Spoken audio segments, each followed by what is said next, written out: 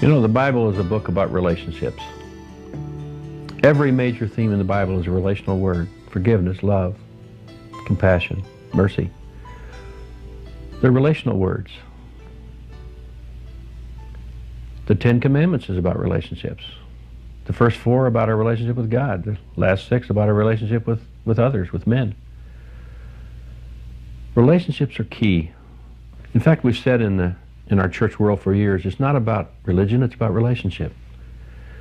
And so let's focus on that. Let's talk about relationships for a few minutes. There are a number of things that I'm still learning about relationships, but one study helped me a lot, and that was a study that was done, it's been repeated in a couple of universities, about how people relate to one another. This study eventually found that people relate in one of two ways. They relate in what they called a boundary set and a center set. Actually, there was a third way. I'll throw that in there. If you ever read the study, they called a fuzzy set, which is sort of a mixture between the two. Some people kind of get those two mixed up. But for the most part, people relate based upon a common boundary or a common point. The first one, the boundary set, is that we look at people subconsciously. Most of this is subconscious. Some people, they deal with it consciously, but most people subconsciously identify, you're black and I'm white. You're a Democrat, I'm Republican. You're Presbyterian, I'm Catholic. You're rich, I'm poor. You're blue collar, I'm white collar. All those things that are just a little distinctives that we have, we subconsciously are aware of them, and we begin to relate to them based on this boundary. They're either like us or not like us. They're either inside our boundary or outside our boundary. Now, that isn't a totally negative situation. So you're outside my boundary, you're no good. We don't necessarily think that, but we relate to them in a different way. And that's okay. I think boundary sets are fine. Jesus was involved in boundary sets, I'm sure. It's okay to believe that your family is wonderful and special. It's okay to think your church is wonderful and special. Or the way that you believe about Jesus is really the right way to think. It's okay to have boundaries until they become fences that nobody can get through, or you can't relate to people on the other side of the fence. The boundaries are too big, too high. As long as they're in the legitimate size and legitimate kind, they're fine. I have boundaries myself. I have doctrinal and life positions on about everything you can imagine, from politics to the Trinity. There is another way that people relate, and that's the center set way. In this one, people relate not on a common boundary or common group of distinctives, but they relate based upon some common point. I think the thing that helped me understand it the most was to think about a football game. For you, it would be the Pittsburgh Steelers.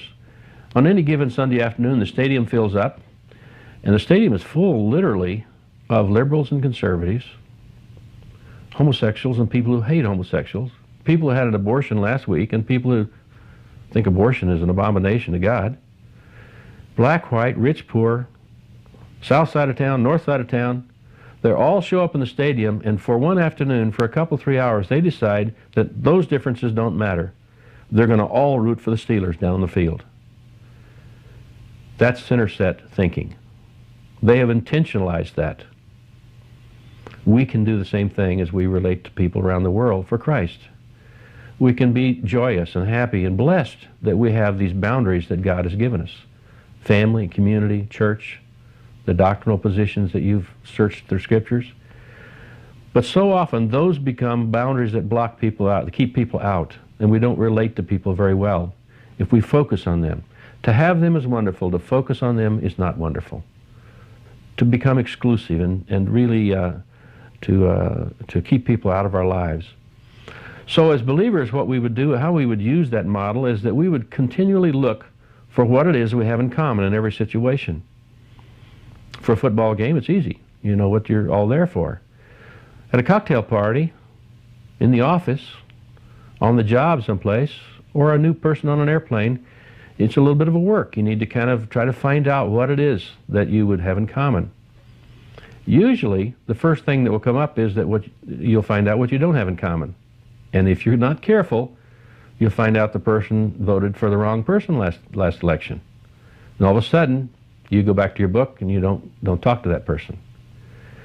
God doesn't want us to relate like that. He didn't relate like that.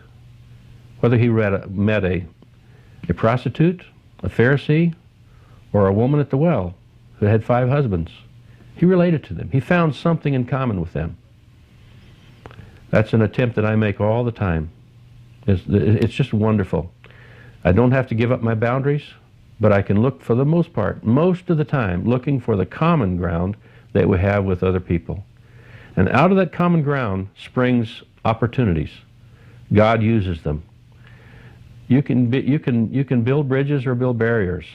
And God wants us to build bridges of communication to people.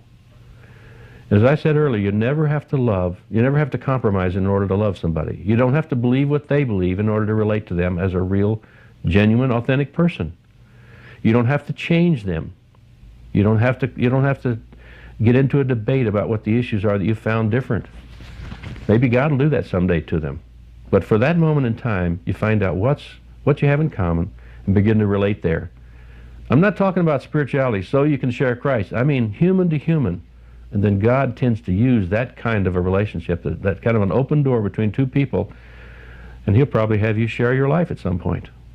It'd be wonderful if they got to know you for who you really are.